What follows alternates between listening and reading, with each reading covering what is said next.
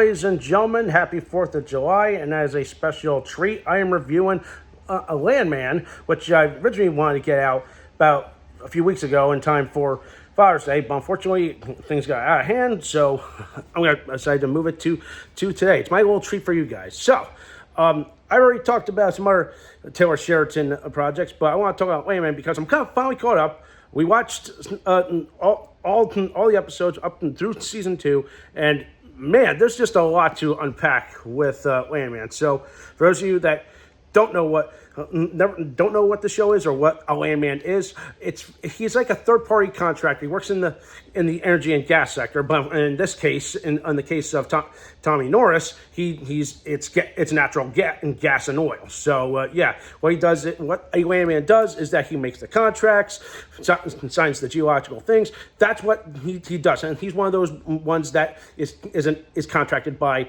the company. And in fact, there's actually two types of Landman, but he's the one that is operated by the company. And then there's the independent contractors, which is what some other people do. But anyway, so that little information aside, so what is this about Landman? It makes it interesting. Well, let's see. Instead of we go from ranching to oil industry, and again, they say it's a contemporary Western, but that is not the case because there's nothing contemporary Western about this. This is just feels like essentially it feels like one of those dramas centered around the oil industry, and there have been a few in the past, like Dynasty or one of those, and of course Blood and Oil, which also featured Don Johnson. I might review that in a future review, but anyway, so what makes this show different is, man, just how much crap that the oil industry gets, and like how much this guy has to handle with injuries on the job, pressure from higher above, his boss and good friend who's literally dying from heart failure, which is one of the crazy things that happens throughout the show. Then he also has to contend with his crazy ex-wife, not really ex-wife. Again, it's all crazy, but yeah, that to me is the gist. But man, the person that has dealt the most damage has gotten the shit beaten out of him across the series was his own son, Cooper. Because right at the beginning of the series, he survives an oil rig explosion that kills 3 workers, which leads to the whole lawsuit thing why he's got to handle with stuff from higher up because they're threatening to sue. That's more of like, again, there's like so many legalities. If you're a lawyer, you kind of know where I'm going with this. Like, and that's where Kayla Wallace comes in. That's her character, and like she's like literally the fish out of water scenario in this show. And like she's from New York, and here she is in the blazing Texas sun, and she's trying to figure out what to do and try to help with this company, prevent it from going belly up. And then there's more that happens. So after Monty dies, he's the head of the company, MTech, that's the name of the company, which leaves it in the hands of his widow, played by Demi Moore.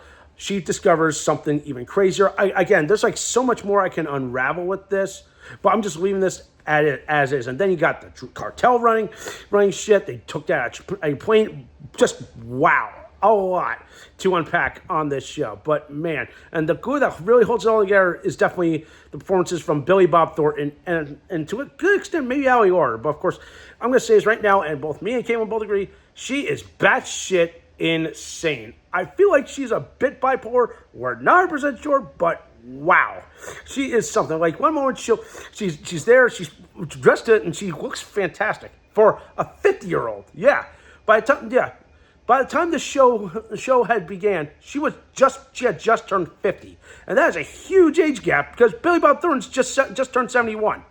Wow, it's just insane. Like man, she just has good genes or she just has good genetics. Man, if she can look that good at 50, who knows?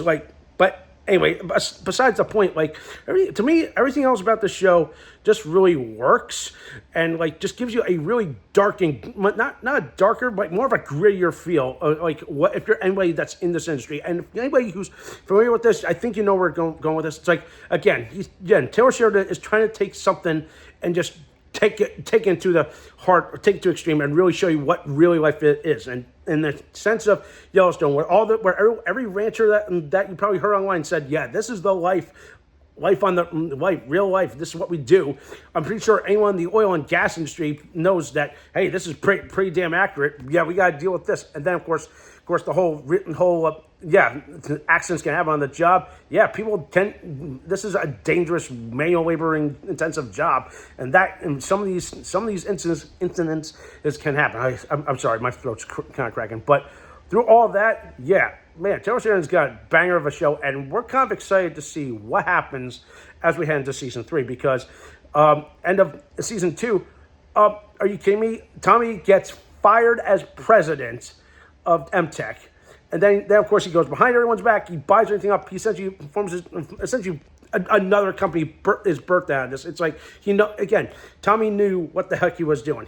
He's the smart one here, and of course Cammy, that's the widow who's in charge, who's now in charge of the company. It's like, well, she's trying to do this. She's taking a deal with the devil, and it's like he's trying to say, no, you shouldn't do this. This is how we should do it. Again, a whole lot to unpack.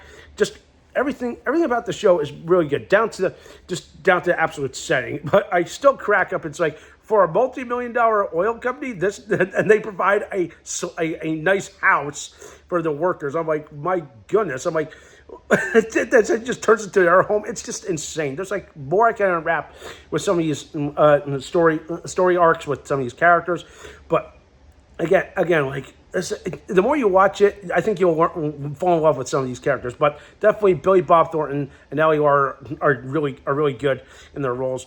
I like John Hamm. Even though his time on the show is very limited because again, his character is dying from heart failure, and then of course I was like, it's kind of sad. And Demi Moore, great as well. And then of course Andy Garcia. I don't want to tell you who he plays, but for those that have watched Landman, man, I like where his role is and where we intend to see where he goes with this, because now is he a rival company that's trying to help Cammy, but he's also a drug dealer. So yeah, unpack that.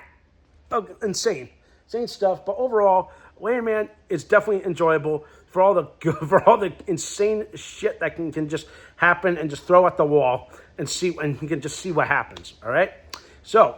With that in mind, if I had to give Landman a score, I'm going to give it, right for now, I'm going to give it a 7.5. It's all, I would rate it an 8, but again, there's just so many smaller things that just kind of irk me, just make me just go, oh God, why? I can't stand it.